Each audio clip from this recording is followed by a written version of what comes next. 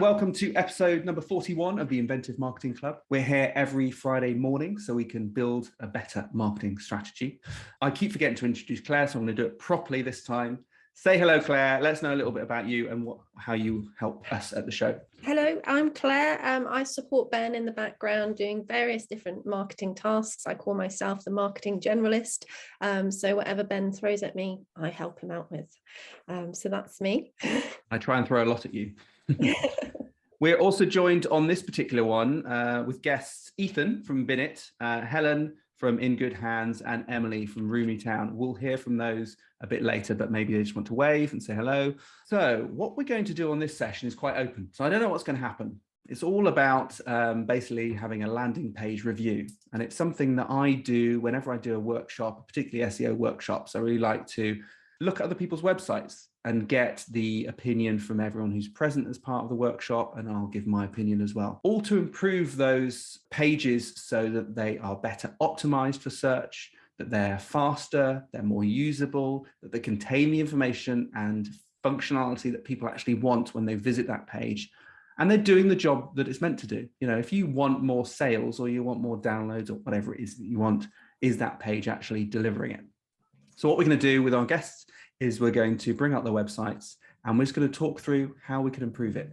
Now, let me just start screen sharing, because what I've done is I've prepared a little checklist, which I'm going to leave in Basecamp, in the club Basecamp, for everyone to have a look at. And we'll probably add to it over time. These are just the core quick landing page checklist elements that I would use in this particular session. But as we come across more, I'm going to start adding them to this document as well. So as I said, we're going to cover things like speed, the structure of the page. That's particularly important for how Google actually will scan that page, search optimization, and usability.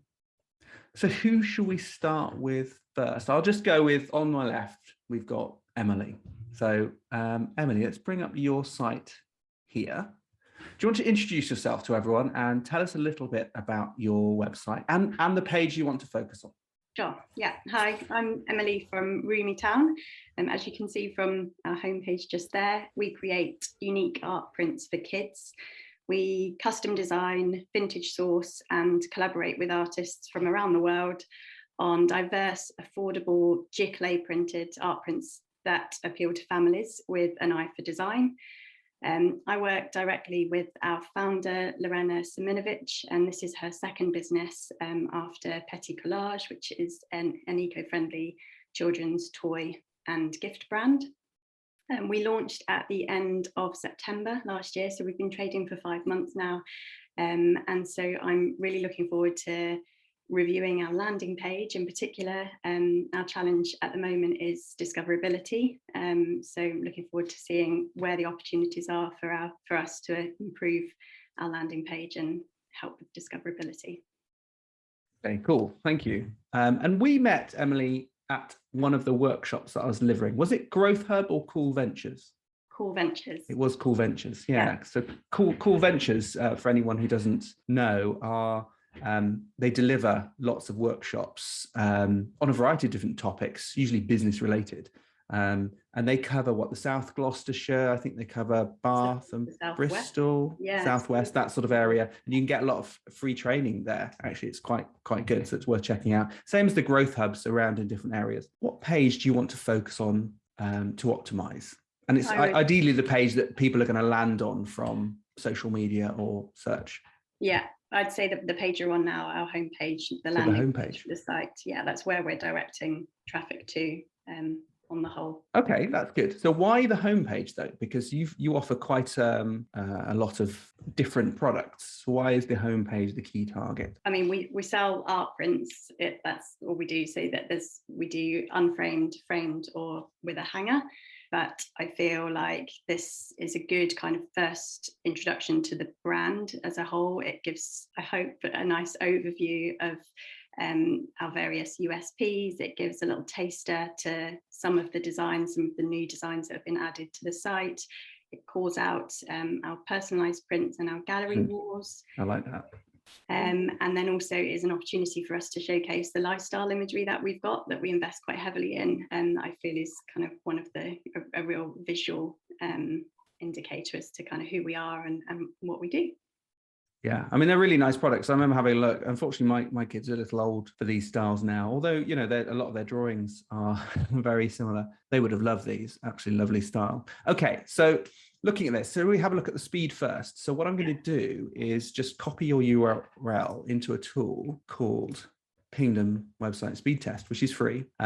What Pingdom do is they help notify you of uptime for your website. So they'll tell you if your website's down, but they've got this very handy tool, which is completely free to use. And it gives a really good indicator of how fast your website is in real life. So let's have a look at the results. So the key thing I want to look at here is the load time. Now I'd say the minimum load time that you want is 2 seconds. On this particular test here.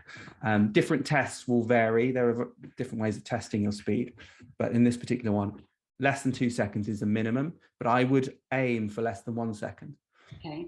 And things that can affect that are number of images on your page, the size of images on your page, how compressed they are, the speed of your server. Ultimately, if it's a faster server, you're going to get a faster time. How the website connects to your domain name. I mean, there's lots of things that impact it. Generally speaking, though, there are a couple of easy wins, which we'll look through. Speed size, page size is to do with mainly images, but it could be other files on the site. But this is quite interesting. Number of requests is 202. Now, what requests are is when someone loads a web page, every single object on the page, whether that's an image, a link out to Google Analytics, an embedded video on YouTube, some JavaScript, anything like that is a request. So every single one of those is another request back to the server or back to a server, which slows the whole page load speed down. So the more you have, the slower it potentially is. I don't know, that's quite a lot, 202. So it might be that there are some things you can reduce that by. So what I'll do, let's go back to your site here. What I can do is I can dip into, I don't know if you can see this, but go into inspect element. And I can go into network. And if I run your site again, I can see it loads everything fresh. And I can see all of the different requests that get loaded. And there's quite a few of them there. And what you can do, and this might be a bit advanced for you, but you might want to speak to your web developer, or if you notice anything in here, you might want to speak to a company, if you're using Squarespace or someone like that, speak to them. You can actually walk through the different bits here. So I tend to start with images and say, well, let's have a look at the images and see how big they are. And then I see if I just do a few tests to see if you can compress it down and make it smaller. So we've got your big banner here at the top, which I think is this one. Yeah. I'm assuming it's this. And I can see it's coming from Shopify. So your whole website's built in Shopify. Okay. So your speed is okay, but it might be nice to improve it. A way to improve it would be to look at compressing the images a little bit further. Shopify doesn't do this automatically. There may be, I have used Shopify, I only use it a little bit, but there may be some plugins that you can use that might compress your images for you. But if not, you can compress them before you upload them onto Shopify. Do you have a PC or a Mac? A Mac. A Mac, great. So there is a bit of software called Image Optim, which is free. You can go down, just search for Image Optim, go and download it from their website. And you can just drag and drop your images onto Image Optim before you upload them, and that'll make it a bit faster. Okay, but in terms of other things you can do, it's quite limited in Shopify. It's actually quite tricky because they control a lot of the templates. So there's very little opportunity to reduce the amount of things that they're actually loading because they control all of that. But there may be some things, let's have a look. Fonts, yeah, you won't be able to control that, I doubt. I think the one area you could control maybe is images. You've got a lot of images there, necessarily so, because they're images for each product. Is there a kind of ideal in terms of the size that we've got there? Or that if they were over, say, a certain size, is that like an alarm bell should ring? Not really, because it all depends on how big you actually need the image on the page. Yeah. And then the number of them. So I would just look at seeing if you can reduce them. What I'm going to try and do is let's just drag this plant friendly off the page. I'm going to drag that onto my desktop. Okay. And I'm just going to take another bigger image like this. George, can I do that one? Yeah. So I'll just take the hovered image there. And I'm just going to compress those two and see what they come out with. See if you've got any possibility to reduce the size of them. Okay, they're both WebP already, so they might be quite well compressed. WebP is a format for images that Google recommends, which is quite small, really. It's you're probably familiar with JPEG images. Well, WebP is like a JPEG image, but usually about half the size. So looking at this, it looks like they might be being compressed already, but I'm just going to try and compress them a bit further. Okay. I'm just going to convert them to JPEGs first. And let's see if I can compress them. No, I think that WebP is the right format there. So they are good in terms of what I can see here. So there's not a lot of option you can do there. The only thing you could possibly do is just make sure that the images are no bigger than they need to be. But looking at it, everything looks fine there. So I think you're quite limited really in what you can do. You need a lot of images on the page. So you're going to have a lot of requests that way. You can't reduce them any further because it's a Shopify site. So I think given that the speed is under 2 seconds, I wouldn't worry too much about spending more time on it. Okay. So let's move on to the next section and look at structure. So go back to your site. So what I'm going to do is just have a quick look at the page and just check a few key things on here. So I'm going to look, again, using the inspector, I'm going to look to see if you have a H1 on the page, which you do. You've got one here, but you've actually got two. So you've got one for the logo, and then you've got another one for this text, add some room to their room, which I like as a phrase. It's really nice. The only problem I'd say in terms of structure, that there's two issues. One is you've got two H1s. You should only have one. Okay. Technically, it's not going to stop anyone using your site. As you can see, it works. There's no problem with it. Your site is running fine. But structurally, you really only want one H1 because that is the heading for the page. Yeah. I don't think you can do anything about it, though. Oh, right. Okay. You might be able to. It depends how technical you want to get with your Shopify template. In theory, you can go into the template and change certain things. They use this template format called Liquid. Yeah. And you can go and change stuff, but it might be a bit daunting. But it might be possible to remove the heading 1 around this logo because it's not technically necessary to have it there. Mm-hmm. So we don't need it. Oh, someone's popping in. Let me admit them. Karen's joining us. So that might be possible to actually include remove the H1 from there. The other thing is that so that leaves you with the one H1 here. The other thing is that I think, and this slightly moves on to the next section of SEO, is that it would be good to include a keyword that's relevant to how you want to be found on here. Yeah. So let's maybe touch on that. Given it's Shopify, there's probably not a lot we can do in terms of structure. So let's move on to SEO. What keyword are you trying to get found for? Is it art prints or is it something else? Art prints. Well, we just use the term kids art prints just to be a bit more specific. Kids art prints. Yeah, so it's much more specific. So what I would recommend doing in this H1 here is trying to add in kids art prints. I will try something like this. So basically this phrase here, add some room to their room, is a nice phrase, but it's not important from a search point of view. So I would probably demote that to a H2, a heading 2. Okay. I can't remember in Shopify, but that might change the size. If it does change the size, there are ways that you can fake the size using CSS. It's a bit technical to go into now, but you could say, set this to a H2 and then put a new H1 in. So I can just sort of see what that might look like in the code. If I can alter that. It's not actually letting me do that for some reason. So there's it here. So if I just make that H2.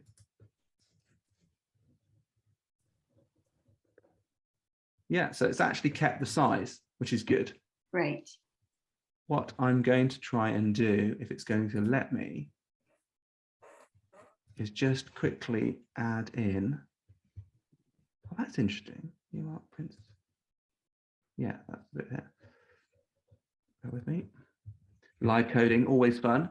So art, it's either kids art prints or art prints for kids. Kids art prints. Claire, that's another webinar we should do on HTML, actually diving into what it is and how to edit it. Now, I can see kids art prints there, so it's just appeared at the top. So obviously there's some additional formatting that you'd need to do. I can see it's got some extra code in here, which is giving it a style around it. So it's not looking quite right here. But essentially what you'd want is this kids art prints to be in H1, Yeah. or a phrase that includes kids art prints in that order, preferably. Yeah. And then as a H2, they add some Vav room to their room. Yeah. So something else I want to check before we dive too much into using that keyword is that the right keyword? So I've got a useful tool here called Word Tracker. I use a paid tool, but this is a free tool that you can use. You can also use Google Keyword Planner, Yeah. but you need a Google Ads account for that. Yeah. So this is free. You do have a limited number of searches, but it's usually enough for most people. United States, no, we don't want that.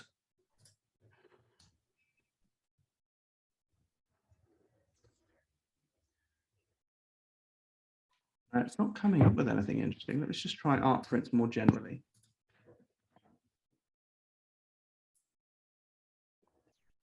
Because this is gleaning the information from various different sources, it won't be as accurate as other tools.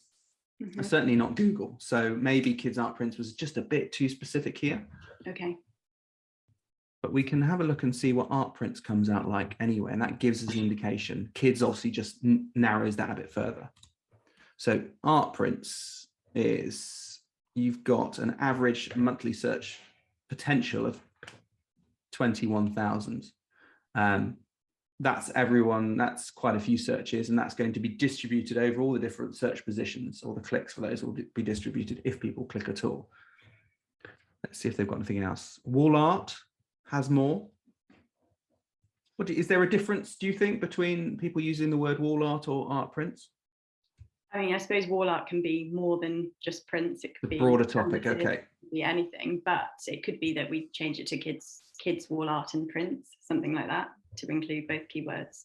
Okay, so a good way to determine whether that's correct or not is to dive into Google and just search for both of them.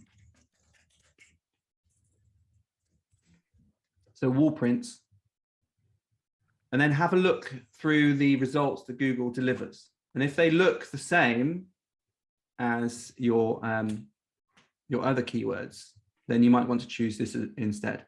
Yeah. The other consideration you need to think about is what's the competition for these keywords. Now, you can't see that easily in here. I mean, it gives you an indication, but you can't easily know it. So it might be that wall art has more searches, but there are more people fighting for it. So sometimes niching that down can definitely help. It could be that you could just stick with art prints and just make sure you include wall art in the page as well. Yeah. And use it as an alternative keyword. So researching your keywords is a good first step. Let's go back here, and I'm going to turn off this. So first, adding the main keyword in the H1. You can add it as a bit of a phrase if you like, but try and keep those keywords together. Yeah. And also we want to check in the title up here. So that's usually what's shown in the tab. It's the main title of the page. And we've got kids, wall art and prints, children's room posters, Roomy Town. That seems like a pretty good title. It includes the keywords that you want. And actually you've got kids art, kids prints, wall art. You've got a good mixture there. Children's room posters. To have that many in? It's not detrimental.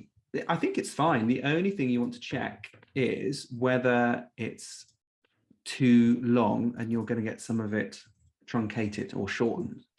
So I use a tool. It's actually a blog article. I can spell title correctly.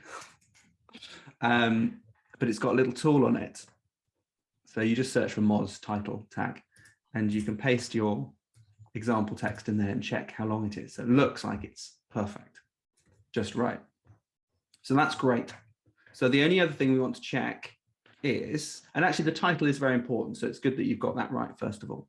The other thing we want to check is the description, so the meta description, because this is what will show on Google search. And so between the title and the description, that's what people will see first. So that's what's going to attract them to click on your site.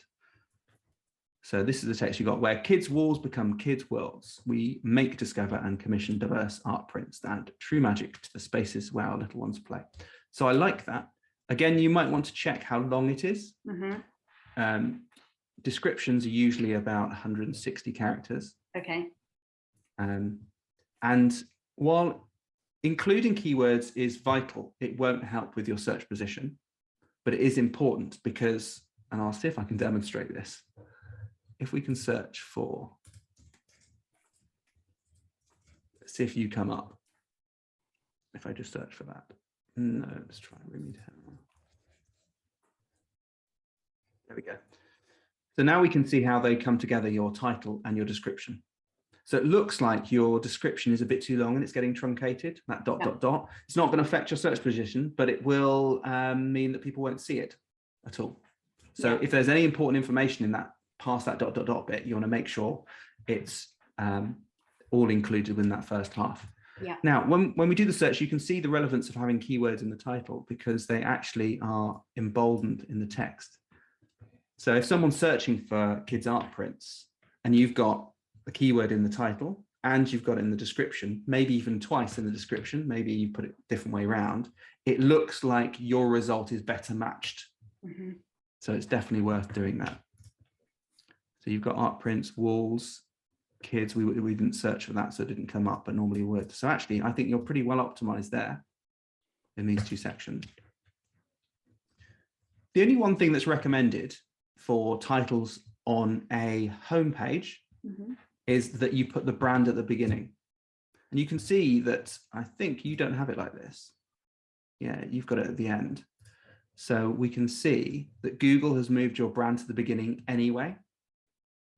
So I would do that in your title because then it's formatted how you want. Rumi Town, and then you can use a colon on it. They have a pipe, which is just that vertical bar, or I prefer a hyphen, so space, hyphen, space, and then what you've got. So it's just reversing it, putting it the other way around, but only for your homepage. All the other pages, keep Rumi Town at the end. Okay.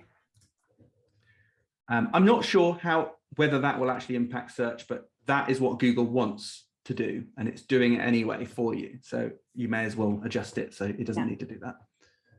Right, let's have a look back here. Let's just scroll down the page a bit further. So we've done that, shop now, so you've got a nice call to action. And in fact, just looking at it from this perspective, without scrolling, we do have a call to action on there. So people who are returning to the site and want to buy from you, they know where to go quickly. We can see what the product is. It will certainly help once you've got kids' art prints in the big title at the top, because it will make it absolutely clear. We're not having to wait until we get to this smaller text down here. Yeah. So that's good. That's all above the fold, which I like, or before we scroll.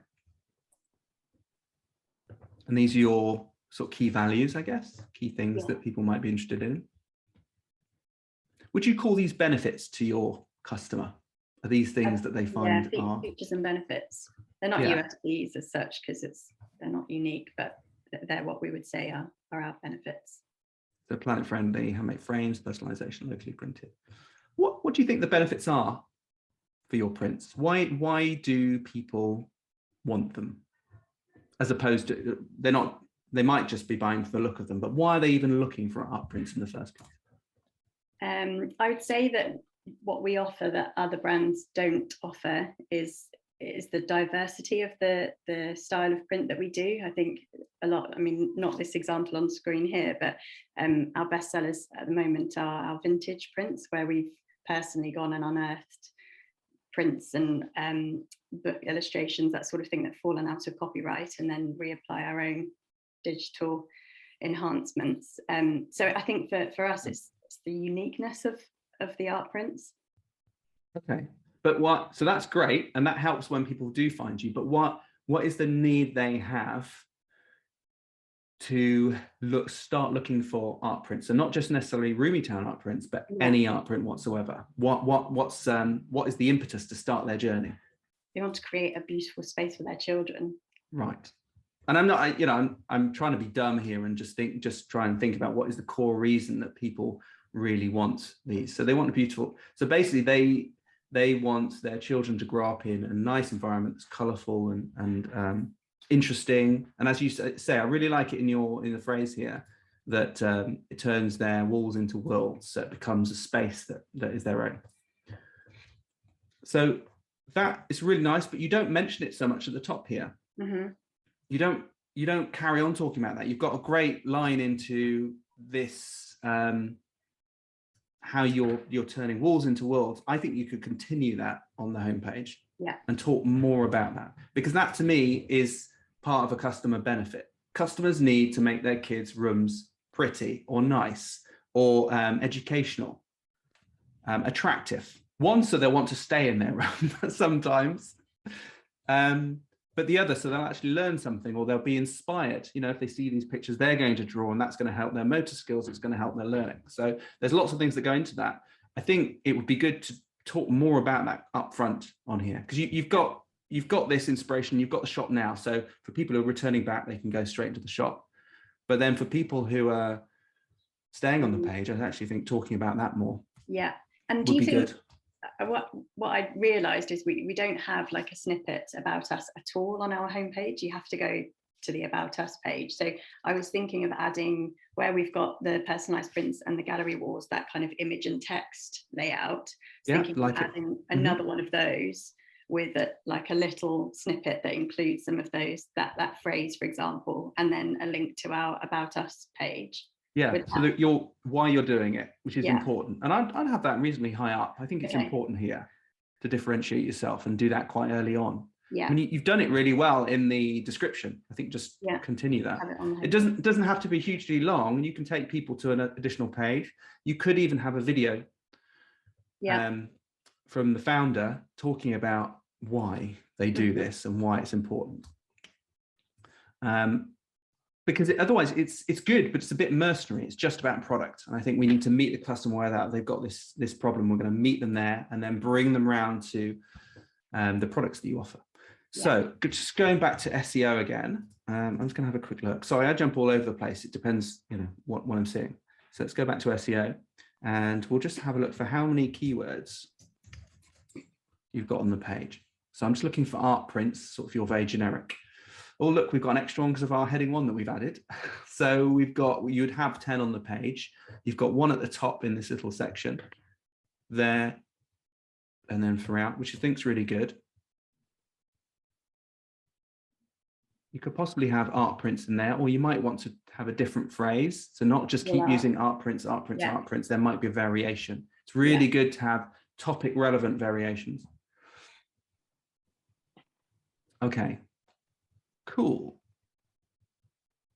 The only third thing before we finish, because I realize we've got some other people to look at as well, is do you have any other content pages that talk about art prints, children's designs, the history of, and that sort of stuff that's relevant to art prints? Yeah, we have. I mean, we have a blog. I wish I was updating it more regularly, but I mean that's where the intention. So it's just the 3. Yeah, just the 3 at the moment. So we have the blog, and then we've got the About Us page that gives a bit more kind of. I think a better example is probably the how to choose art prints for kids, as it's a bit more long form.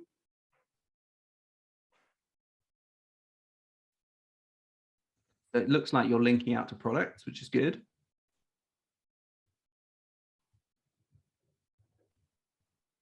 Do you link to the homepage on here as well? No, I don't think we have got links to the homepage. Because if what effectively I'd like to see, I'll see if I can just draw this on the screen, and you may have it, but it's not always obvious without scanning the site properly, is to basically create your, forgive my drawing. So create your homepage as your hub. Yeah. So that is where you want people to land on. That is where you're focusing all the attention. That's your landing page. And then you create content around it like this. So these are like your blog pages, and they all link through. And so what that does is it helps Google understand which are the important pages on your site. Mm-hmm.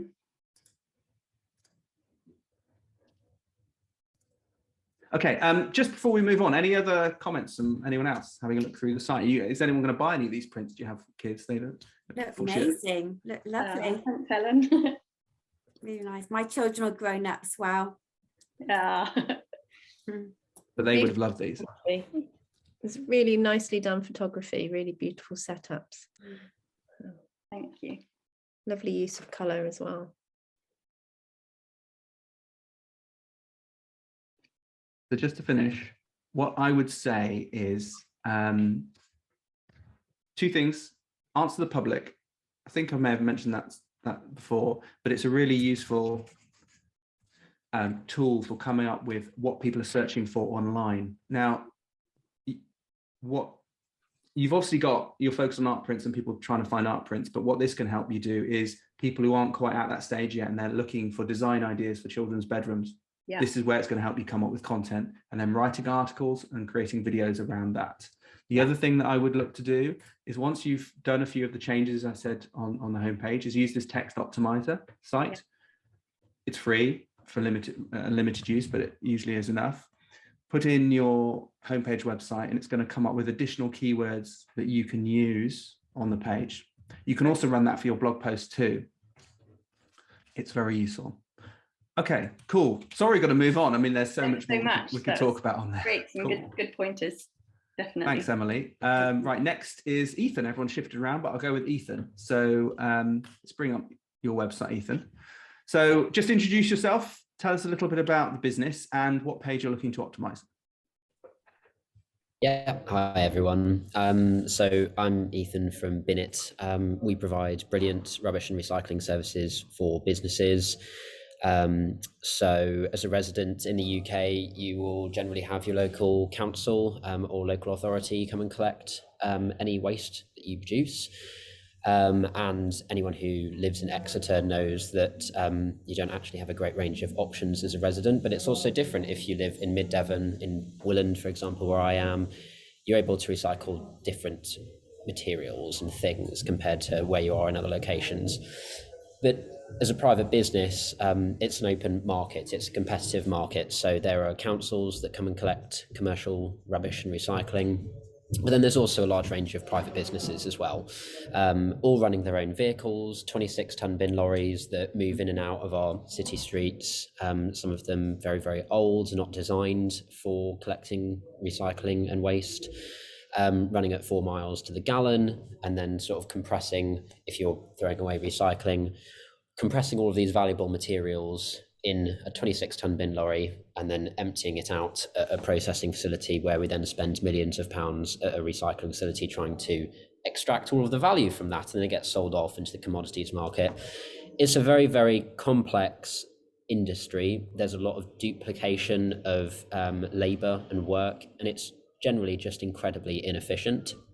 So we're coming in with an Uber model. So we're looking not just at lorries, but also other vehicles that are already in the area. And we're looking at the best vehicles to take away recycling and waste.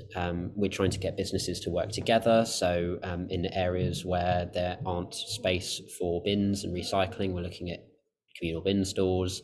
And we're also developing tech in the bins. So there's a big tension in the waste industry that makes no sense whatsoever. A lot of people talk about capacity in terms of the volume of the bins of waste that you throw away, but actually when it comes to invoicing, because there's a lot of money in waste, the cost to businesses is actually all down to the weight, which makes no sense at all. So there's a lot of data, and there's nothing that anyone's doing with the data at the moment. So we're coming in with tech that we're developing in the bins, an Uber model.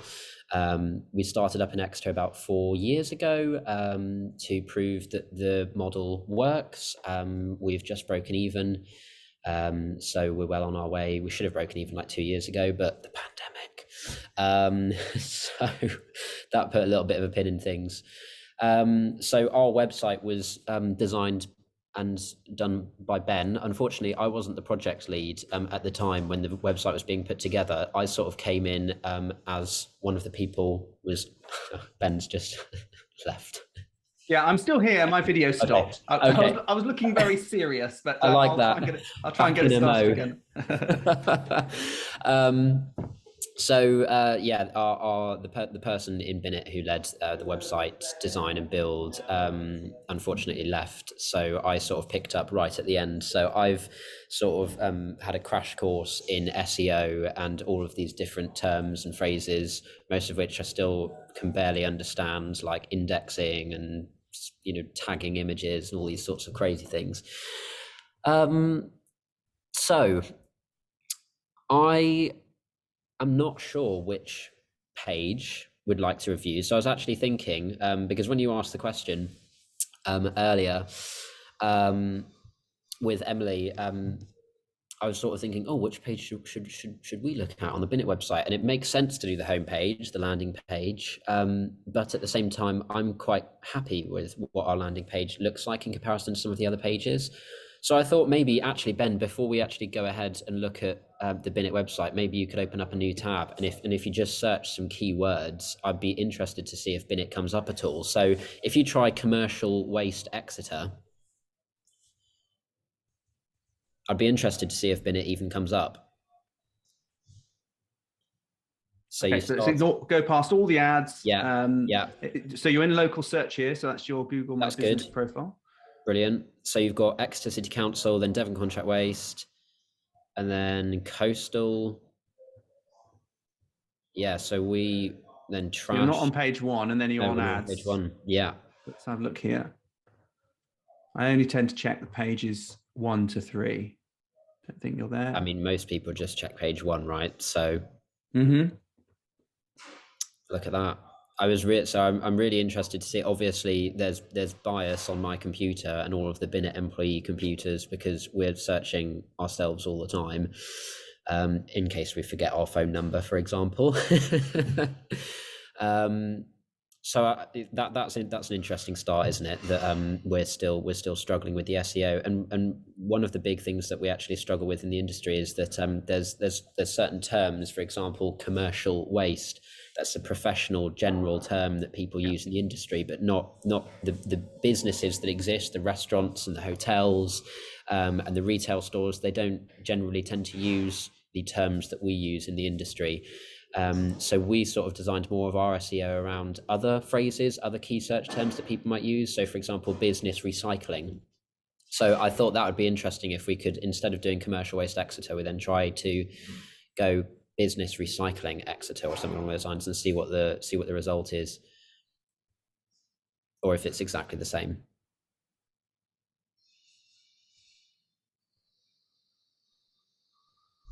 Okay, that's really sad. Similar.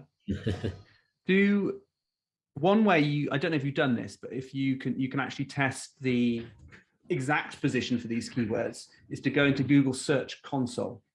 Okay. So Google Search Console will give you data on what's happening here when people are searching for keywords. Obviously, only data that's relevant to your website. But what it will show you is you can put in a keyword, you can filter the data it has by keyword to actually show how many people are searching for that keyword and your website is coming up, the number of impressions, how many people are then clicking through to your website from that keyword, and also what your average position is for whatever the date range is. So that might be a good thing to do first in terms of auditing where you stand for that keyword. I think you are verified for Google Search Console. So it's just whether you have access to that. So maybe we can make sure you have access to it and go through and put these keywords in and sort of get a baseline where you are. It may also suggest other keywords. So you could just put in business recycling and just see what comes up. Brilliant. So let's take those ideas. Yeah. And so you want to be found for either commercial waste, but as you say, that's a more industry term rather than what people might be searching for. And business recycling could be something your customers might use. Yes. So I think because what you do is it is all about rubbish but it's quite diverse. There's lots of different aspects. So you don't want it all to land on the homepage, and really the homepage is about your brand. So I think it's generally okay. What we want to do is look at the stuff under your services. Yeah. So we've either got this sort of general landing page, or you could look at the sub pages for recycling, general rubbish, or waste and hazardous. Yeah. Which do you think we should focus on? Because So this is obviously going to be a bigger ask, whereas these are a bit easier because they're more specific. Yeah. So I think that recycling probably has the most content on it. So the recycling collections, there you go. Okay. So let's say you want this to be found for business recycling. Let's see if we have business recycling on this page. Well, we don't in this. I think that should be heading 1. We were playing around with this not long ago, but that should be a heading 1. It has recycling in it. Yeah. But not business recycling. Nope. And let's look in the top here. And we've got waste recycling services, but not business recycling. Nor does it have Exeter in there.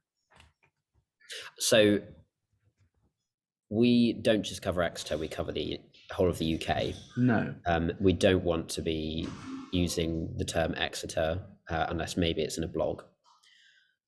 We ideally want to be found in the areas that we roll out into. So generally right now it's the Southwest, but we technically have coverage across the UK. So I wonder, and I don't know if I mentioned this before, about using location pages.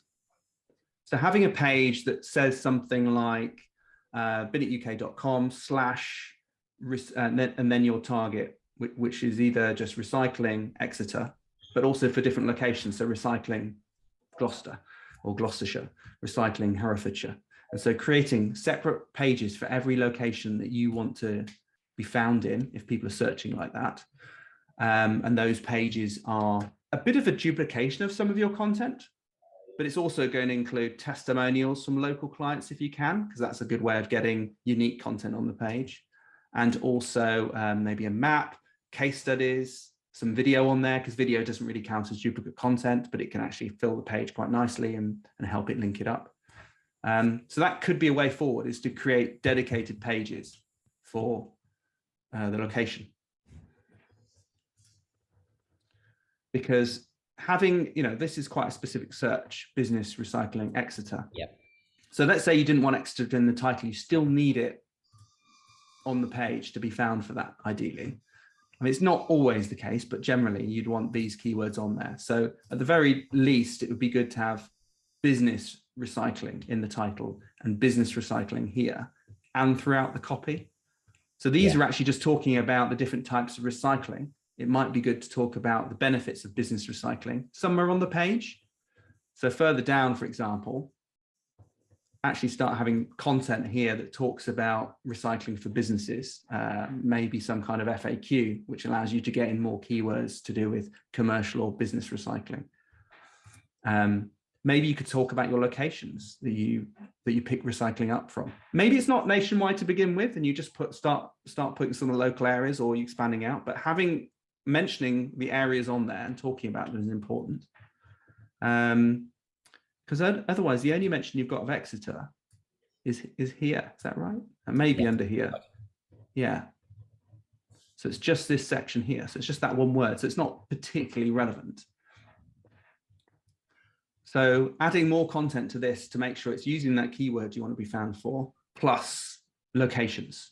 And then ideally, if you put your locations there, you could then start creating bit by bit location pages. Start with your Exeter one, and then start with where you've got testimonials, where you are actually working with customers, because then you can make quite detailed location pages, and that might be more relevant. Ideally, you want those location pages for every different keyword. So you've obviously got recycling, business recycling, but then you've just got commercial waste as well. So you might want to create pages for commercial waste. Exeter commercial waste, which is going to be a little bit harder because then you've got multiple pages to create. So it's where you'd want to start. Which do you think your focus would be? The business recycling aspect or just the general waste? I think business recycling. There's more of an interest, and the types of customers, well, the ideal sort of customer persona, you could say, of people we'd like to work with would be people who want to be able to recycle more, because that generates a better case study, at least. There are, as I'm sure you can imagine, there are business owners out there who only care about the cost. Yeah, they want that problem gone at the cheapest exactly. cost. Ironically, the more you recycle, the less it costs you in the first place. But then there are other businesses that just can't be bothered to implement it in the first place. But ideally, the sort of target customers we want to go for are larger sites who really want to actually implement an ideal solution for dealing with all of the waste that they produce. So maybe schools, for example, they're a good case study. We deal with the University of Exeter. And as you can imagine, about 25,000 people, they're producing quite a lot of recycling and waste. So they would be more the ideal sort of people we'd want to attract to the website. So I think it's important to showcase them then. So if you have on your landing page, your location landing page, is to showcase those ideal clients. Yeah. Okay, good. So, I mean, let's see if we can take some information from this. So this is the sort of general holding page for all of these. This actually does have a few other nice bits on here, like your Binit journey, which isn't really helping with optimization, but it's nice it shows a bit more about your process, who you work with. It's interesting that the pathway has disappeared on that. Oh yeah, down the middle. Yeah, it's strange, isn't it? That'll go on my action list. Actually, you're hosting this now. It might be to do with that, but I'll contact you later about that, Ethan.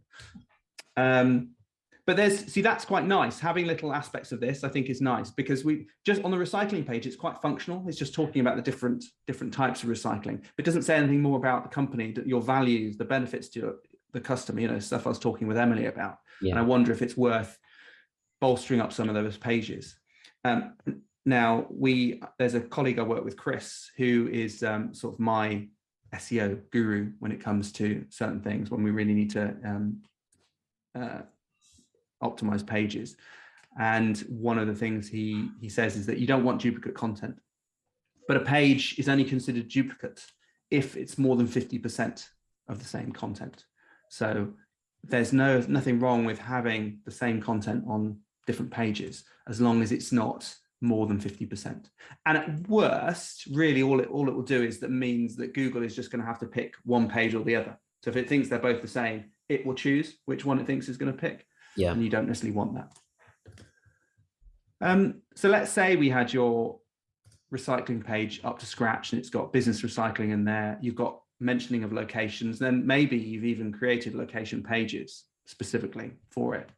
What other supporting content do you have that talks about recycling, why do it, efficiency? You're just talking about how it's you save money the more you recycle. That seems like a great blog article that could link then back through to the recycling page. What sort of content do you have like that?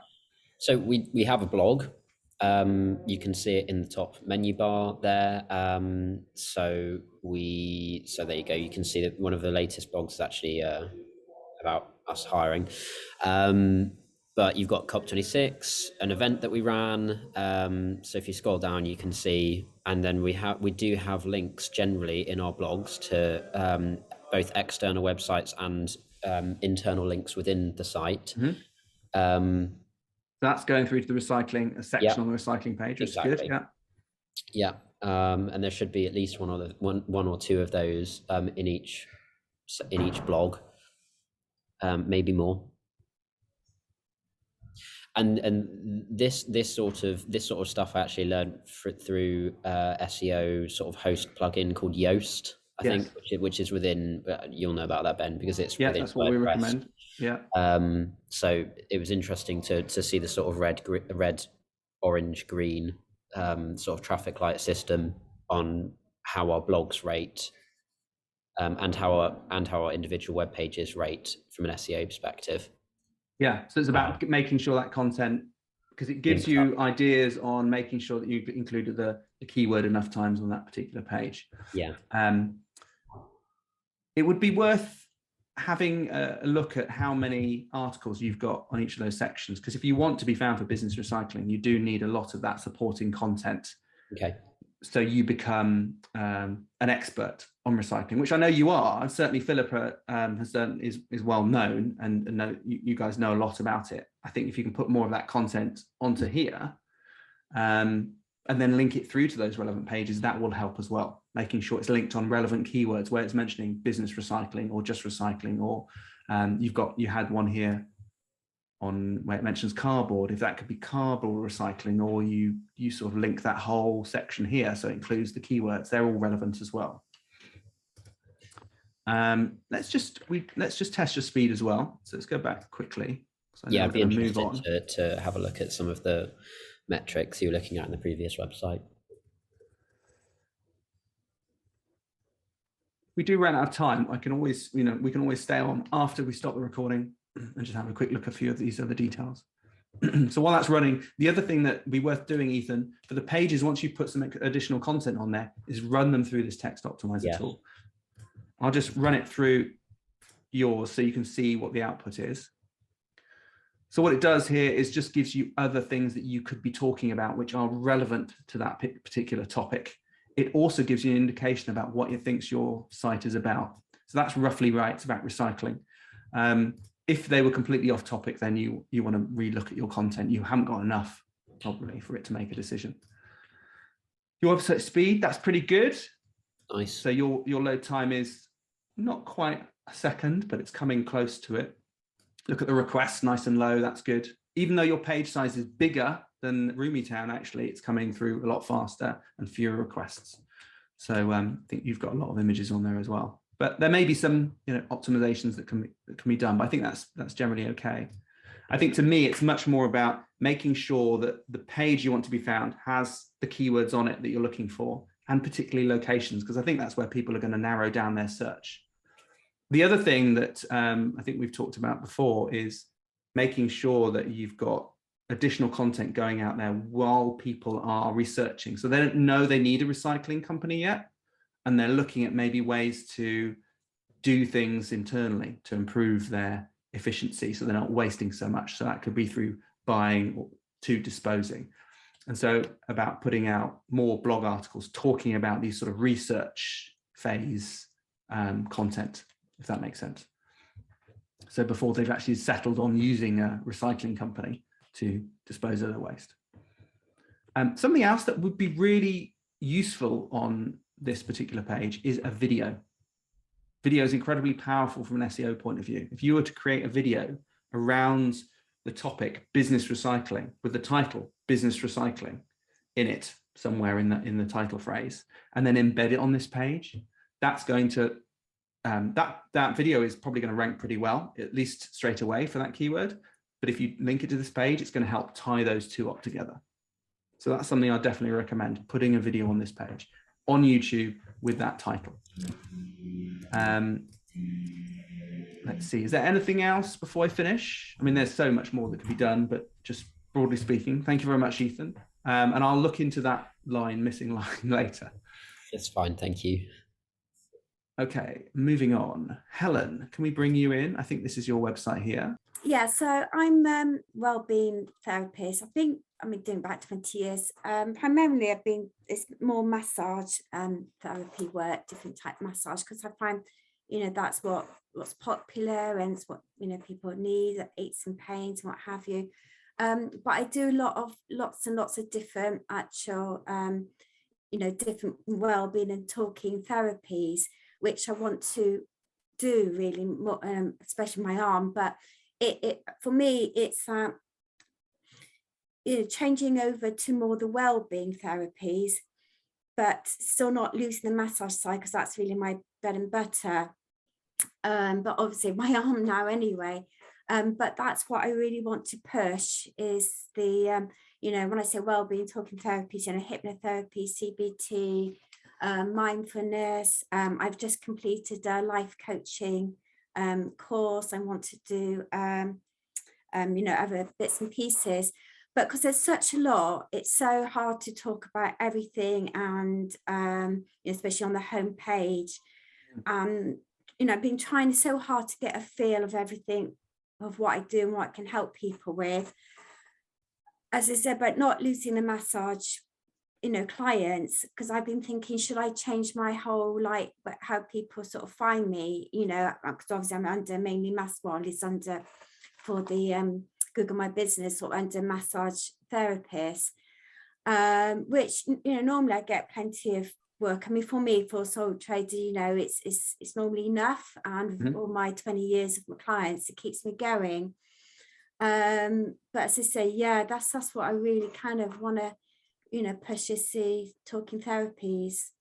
Yeah, so transitioning over to it without losing what you've got already. Exactly. Well, yeah. I think because you've been going so long, you're going to naturally get a lot of referral traffic. So it's unlikely, even if you were to change your website quite a lot, that you would see a huge drop in that, I'd imagine. Depends what your organic traffic coming through for the other treatments are like. But I think it's always better to make changes slowly. You see it with a lot of bigger brands. If they're changing their logo or their style, if they change it slowly over time, no one notices, and they can get to the logo or the style or the brand they want to get to very quickly. So I think it's the same with this, making slow changes on your website to basically deepen and improve the amount of content to do with hypnotherapy and CBT, I guess, sort of these areas here.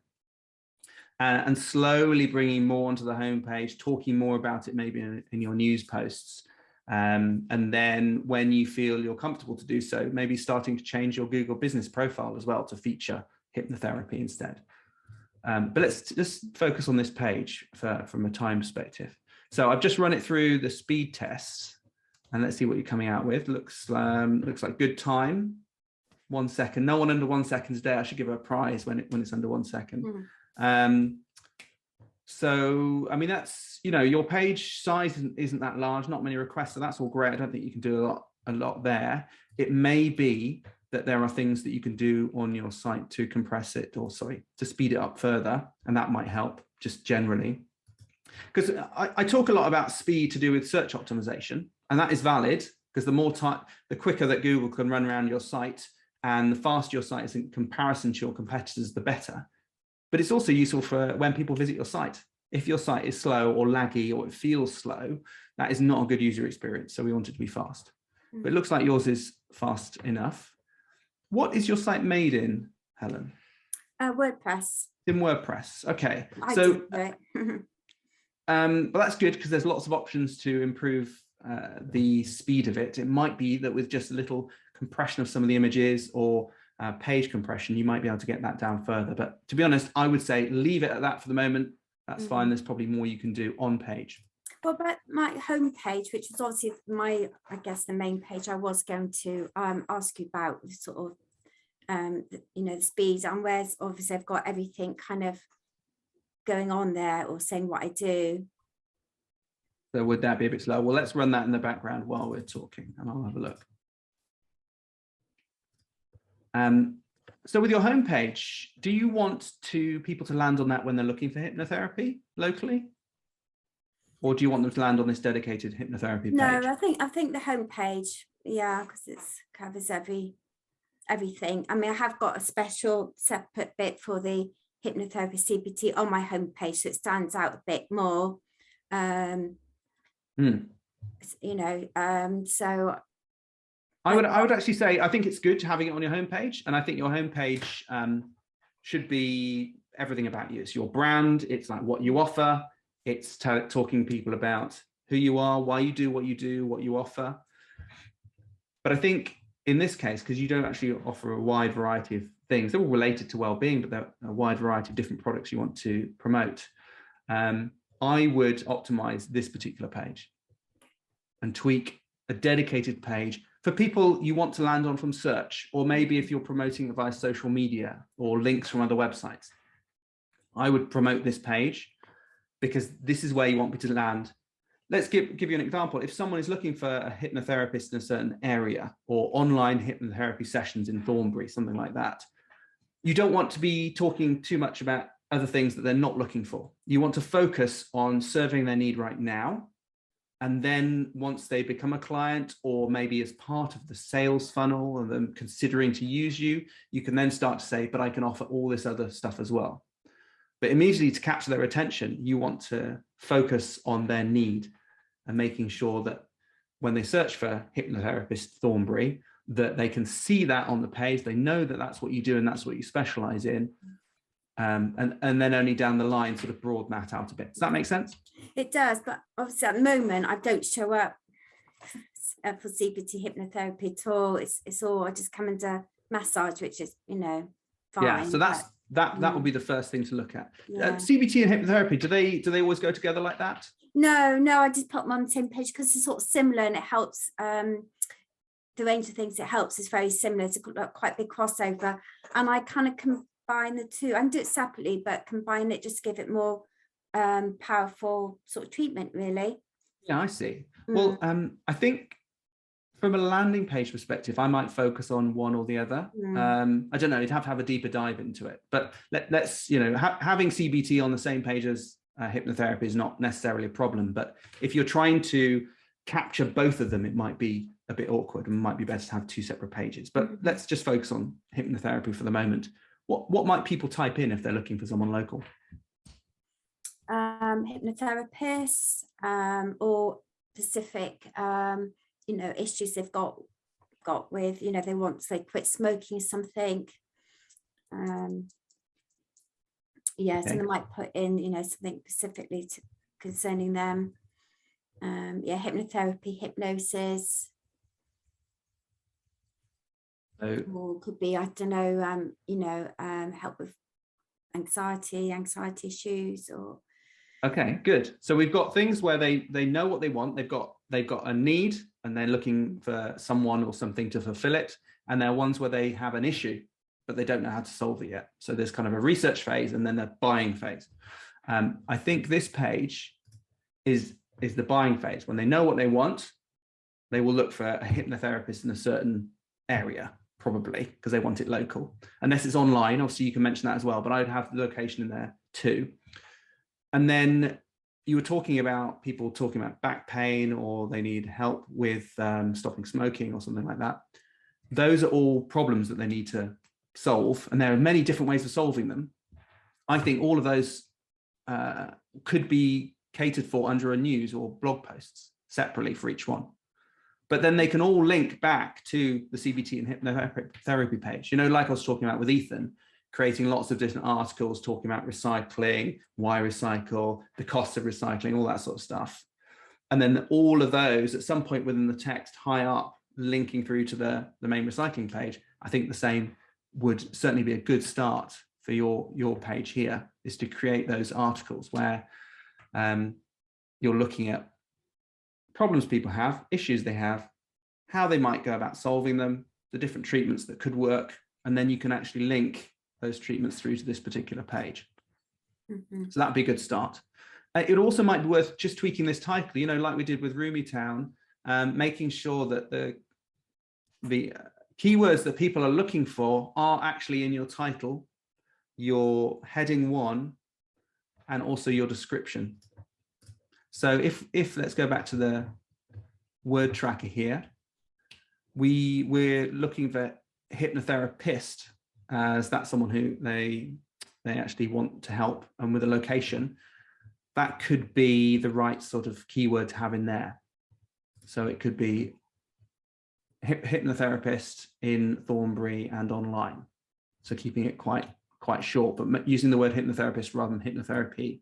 Hypnotherapy is where I think would be a word that you would use when you're talking about the different types of treatments available. So it's not like it's not a valid word to have on there. Just don't know if it's the word that people might use to search for someone like you who can help. So it would be worth investigating that and finding out whether that people actually use the word hypnotherapist or hypnotherapy when they search. But I'd certainly use both on the page. And so making sure that you've got the right keyword in the title here and in the meta title at the top. So again, I would probably put hypnotherapist in the title with your location in there as well. The actual title is incredibly important. Do you use Yoast on your website for managing the SEO? You do, okay. So like Ethan said, they do actually have some good resources on their website about how to manage this. So it's worth having a look. on the Yoast website. They've got a lot of good resources there, but they should be able to help you edit the title and the description for each page as well as the heading. And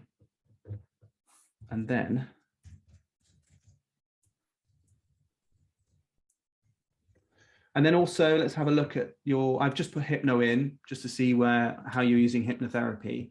You might want to substitute that for hypnotherapist or use it interchangeably. Depends on the phrase really. But you're using it quite a few times, 10 times on the page. That's pretty good. What I would look to do is use more of these titles and include the keywords in titles, heading 2 titles like this. Say that again.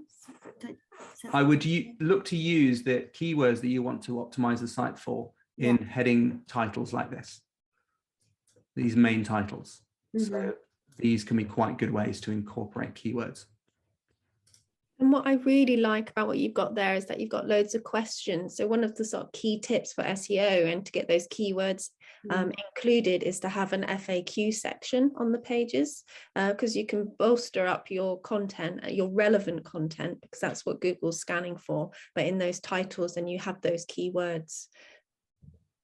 Yeah, absolutely, Claire.